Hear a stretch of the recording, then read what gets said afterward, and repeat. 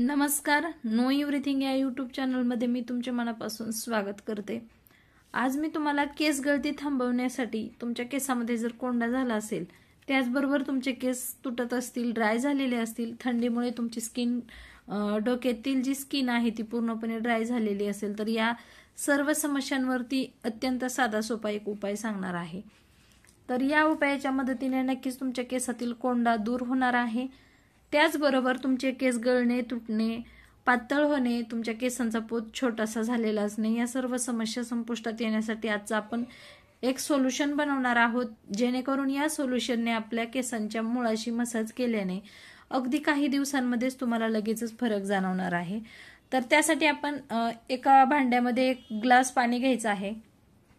एक ग्लास पाणी आपण ते अर्ध होईपर्यंत आपण हे सोल्युशन बनवण्यासाठी वेळ द्यायचा आहे. एक ग्लास पाण्यामध्ये साधारणतः आपण 1 चमचा काळे तीळ टाकायचे आहेत, 2 चमचे किसलेलं आलं टाकायचं आहे आणि कढीपत्त्याची काही पानं टाकायची आहेत. त्याचबरोबर अत्यंत महत्त्वाचा जो घटक आहे तो म्हणजे कडुलिंबाची पानं. तर कडुलिंबाची पानं आपण त्यामध्ये 10 ते 15 टाकायची आहेत आणि हे जे सर्व मिश्रण आहे ते आपण अर्ध होईपर्यंत म्हणजे निम्म होईपर्यंत ते व्यवस्थित उकळून घ्यायचं आहे. आणि थंड झाल्यानंतर या सोल्युशनने आपण त्यामध्ये एक व्हिटॅमिन ई ची कॅप्सूल टाकायची आहे आणि थोडंसं खोबऱ्याचं तेल. जर तुम्ही बदाम तेल वापरत असाल तर ते देखील टाकू शकता, परंतु सर्वोत्तम उपाय म्हणजे पॅराशूट तेल. तर हे सर्व मिश्रण टाकून आपण याने आपल्या केसांच्या मुळाशी मसाज करायची आहे. असं तुम्ही आठवड्यातून 2 वेळेस जर केलं तर नक्कीच तुम्हाला खूप पटकन असा रिझल्ट जाणवणार आहे.